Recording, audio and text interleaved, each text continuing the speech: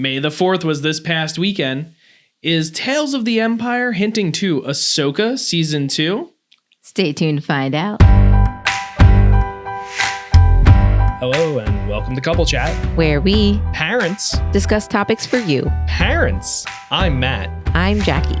Let's chat. We're not going to beat around the bush today. If you haven't seen Tales of the Empire, or you're not sure if you want to watch it, or if you don't care that much because you don't want to get too deep into Star Wars lore, or whatever the case is, we're going to go into spoiler territory for that, and also Bad Batch.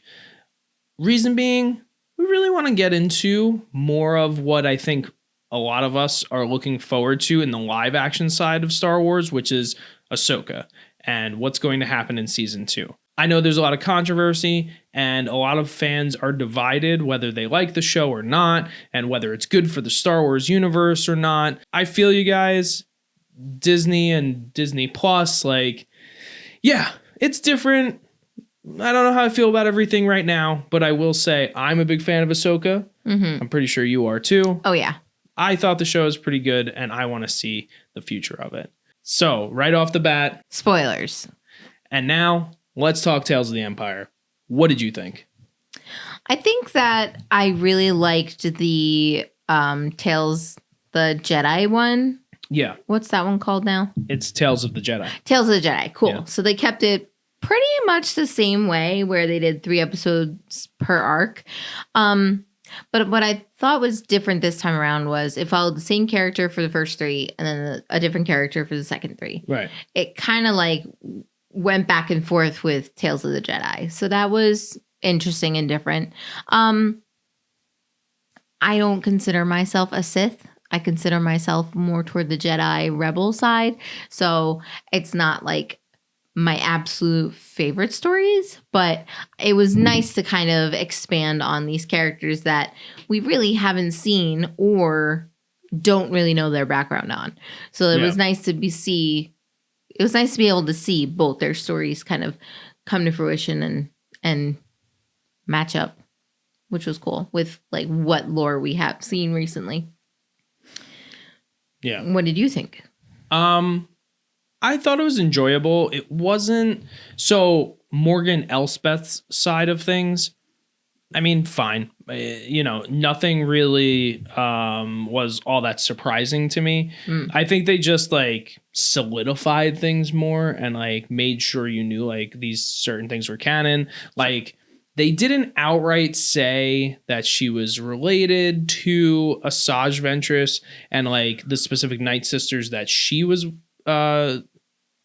with, but it seemed like they were on Dathomir, and that was the same battle, it seemed, where Grievous was attacking and destroyed the Night Sisters, but they seemed like they said it too as a different clan or whatever the case is. But basically that one thing is to me a hint at Asajj Ventress's future with Morgan Elsbeth and Ahsoka. In live action. Correct. Which would be phenomenal. That'd be huge. Yeah. So Morgan's side of Tales of the Empire was pretty straightforward and I think expected. We saw Thrawn and she spoke with him and joined him and whatever. And then we led right into the episode in The Mandalorian Season 2, The Jedi, where we are introduced to Ahsoka and Morgan in this live action universe.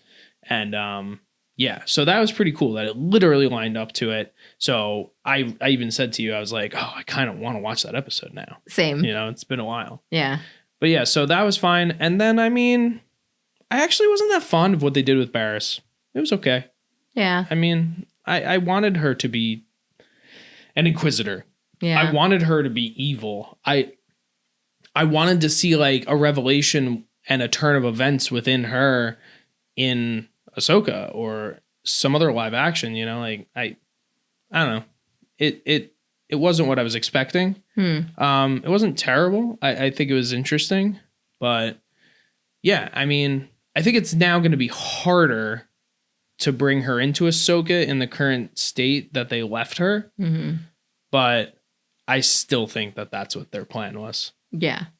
I think it's interesting how they made Barriss more like an Obi-Wan, where she kind of became a hermit, but like she was a hermit helping the rebellion, Right. like doing the best she could to save. Well, was Jedi. she helping the rebellion? Because like the rebellion's not really all about Jedi. I mean, they're there to take out the Empire. True. There's not really anybody like that in the Star Wars universe prior to Luke creating a new Jedi Order. Right. No one else really does what she's doing, so that was kind of interesting. Yeah. But they didn't say nothing mentioned like her helping the rebellion at all. It's even kind of hard to tell where this is taking place in the timeline. Sure. So. Well, she definitely looks about the same age that Ahsoka is right now. Right. In the show. Yeah. So that's why it kind of lines up, especially because like she sends them to an old friend and like the only problem is with that, I'm pretty sure the Inquisitors have all been wiped out by that time. Because, and it also seems like they're still working for the Empire, obviously. So. Yeah. So I think it probably takes place within the original trilogy at some point, before the fall of the Empire. But they didn't solidify it. Yeah. They didn't really say the year or the time. No. It was very interesting to see, how everything started with Barriss. Like, she was imprisoned on Coruscant. She saw the fall of the Jedi Temple when Anakin attacks it, from afar, obviously. We don't see Anakin or any... actually, we do, right? Yeah. In that same episode, Vader makes an appearance. What I thought was pretty interesting and cool, and also something you can only do... actually, with this character, you could do it anywhere, but like they didn't need any voice acting. Like he just showed up and that was it. He didn't speak. It was good. It was unnecessary for that. Yeah. But yeah. So like that first episode, I thought was pretty interesting. But then after that, I don't know. Yeah, there were parts that I was like, yeah, this is cool, and then other parts were both like, we just want to watch Ahsoka again because like. Oh my gosh, that tied us in and it makes sense now. Yeah. And like, I didn't really think that Elsbeth was a Night Sister before. I didn't even realize that she was one before.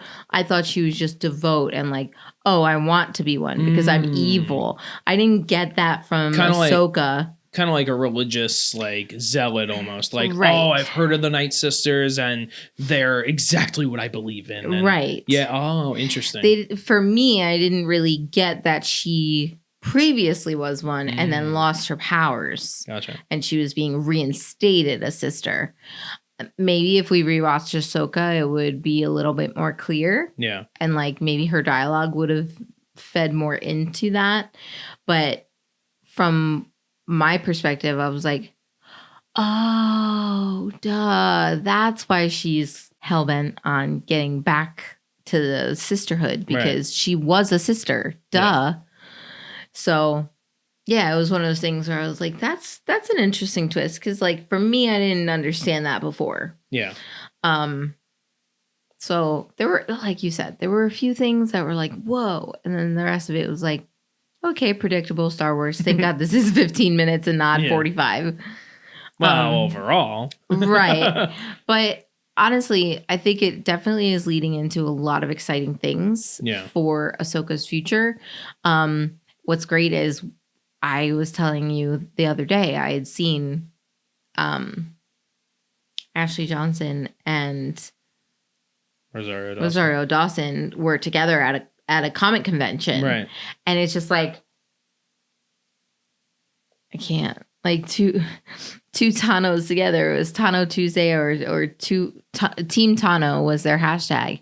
And I'm just like, oh, please. Like, please let this mean that there's something in the works. Like, I get it. It's, conventions and whatever. But, like, they usually don't bring, like, the top actors, like, the headliners, unless there's a big reveal. Yeah. I mean, I don't know. And it's still quite early. I mean, Ahsoka just finished up. Yeah.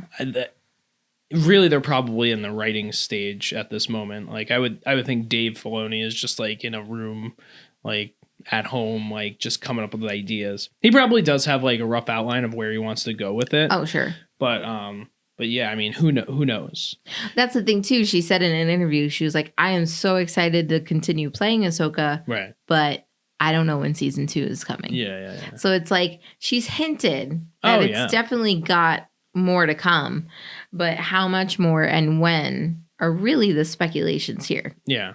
Well, Mando had a lot of time in between the first and second season, probably because of production value as well. There was a lot going on in the second season. But I would think Ahsoka might have that same feeling. It's hard to say. You know, is Mando the only one that's had more than one season so far of shows? Yeah, everything else has just been a season. But Ahsoka... Book of Boba Fett is signed for season 2, isn't it? But I mean, like, that actually released. That actually aired. Yeah. No, it's just Mando. But Ahsoka, out of all of them, I think is the only one that feels like it's going to continue. Like Book of Boba Fett could, but they don't need to. Like, I think a lot of this stuff is going to work into this Mandalorian movie that they're working on. Sure. To tell you the truth, maybe even everything that's happening with Ahsoka is going to work into the movie, and they're not going to go into a season 2. Like, you're thinking it's going to be like the Avengers for Star Wars? Kinda. I think that's what they're kind of doing. Interesting.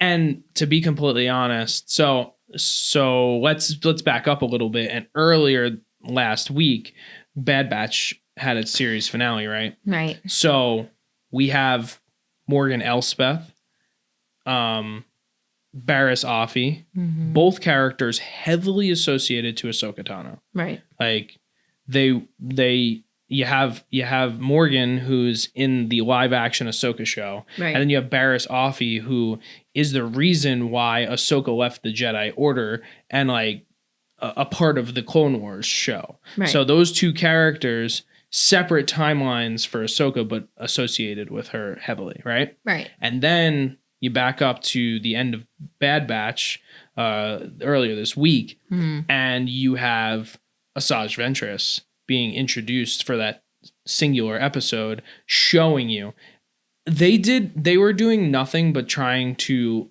allow us to know that she's still alive. Oh, of course. You know, and she left that show perfectly healthy and alive. Like, oh yeah, she's still doing her evil baddie. Wow, she's a bounty hunter now. Yeah, but she's like, you know, I'm out for me. I don't care about anyone else. Like, I don't care about this kid you're trying to find. I don't care about any of it. I'm going to do what's right for me. I'm out for myself. Yeah. And like the 7 degrees of Ahsoka Tano, she knows Fennec Shand. Right. You know, and Fennec Shand knows Mando. Boba. And Mando. And Mando knows Boba. Ahsoka. Yeah. So you know, like, yeah, right. Obviously, she's with Boba now. But it's just like all these characters are like related right now. Bo-Katan's thrown in there. It's just there's no way that Asajj and Barriss aren't going to be introduced in Ahsoka at some point. I really do think like they're lining it up for season 2. Yeah.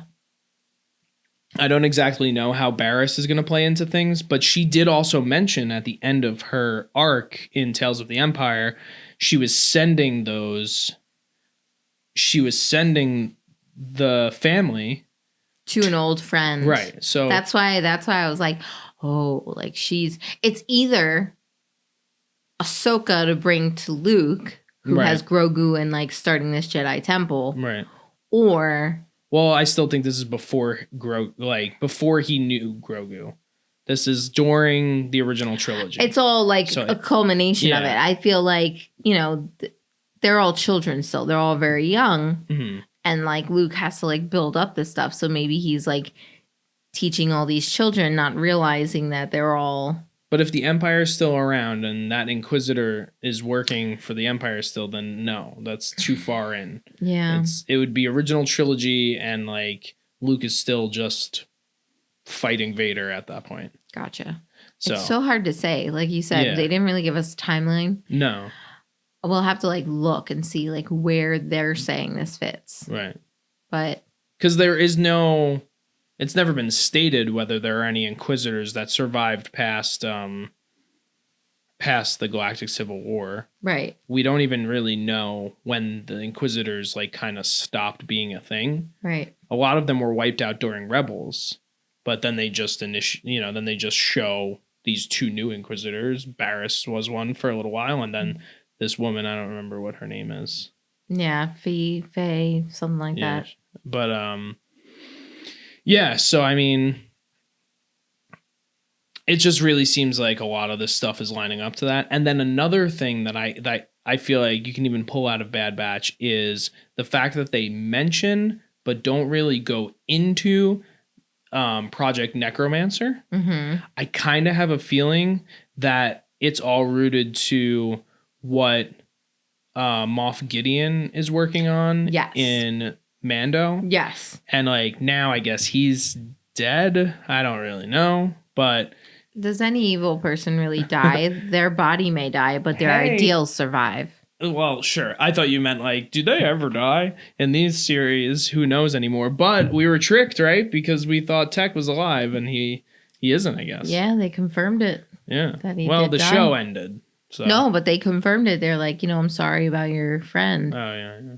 And then she had the goggles and like everything. Right. So I feel like that was like closure and kind of just confirmation.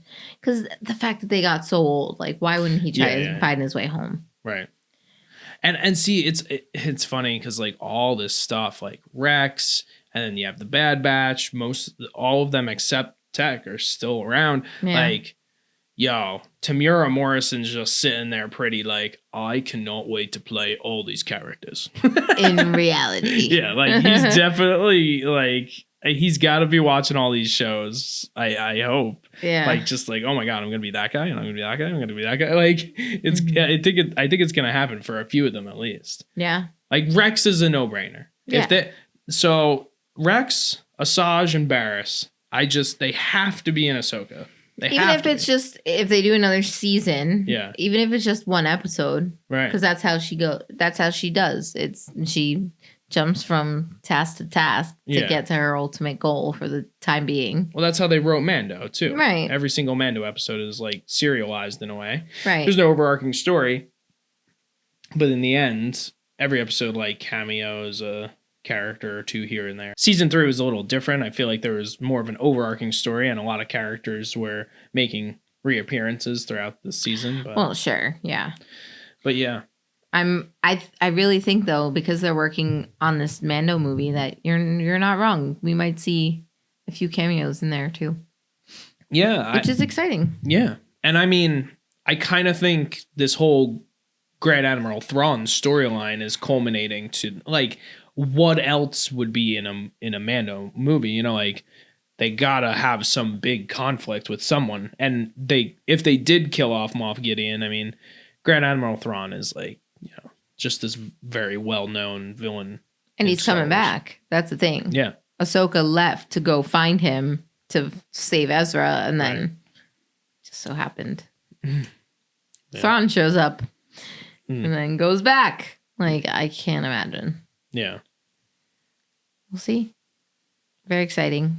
Yeah. Thanks for sticking around with us, folks, because this was like our spoiler episode of our feedback and everything. And if you like more like these, we can do more. We can either do it as like a special perk for maybe some patrons if we start a Patreon up, or even just,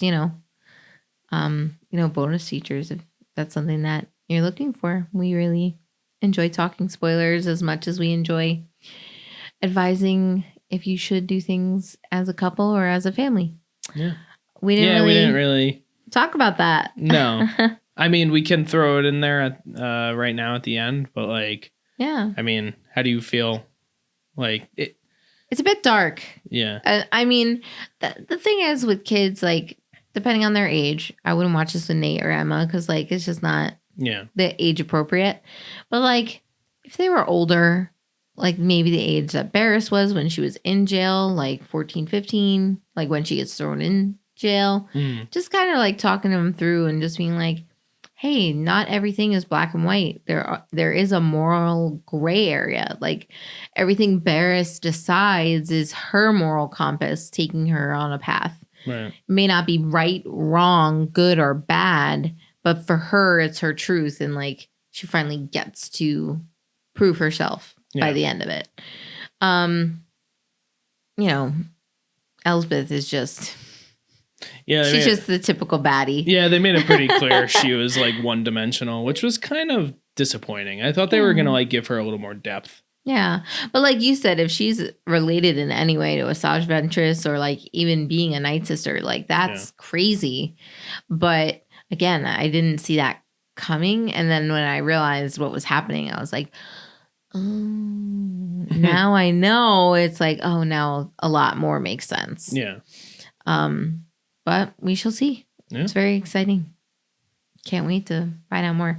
But I wouldn't watch it with young kids. Date night was nice. We had a good night. Mm-hmm. We went right through all 6 episodes. Yeah, I mean, roughly get through it in like an hour or so. Yeah. Unless you're like me and I have to pee every episode. Yeah. It was literally like credits rolling, gotta go. Credits rolling, gotta go.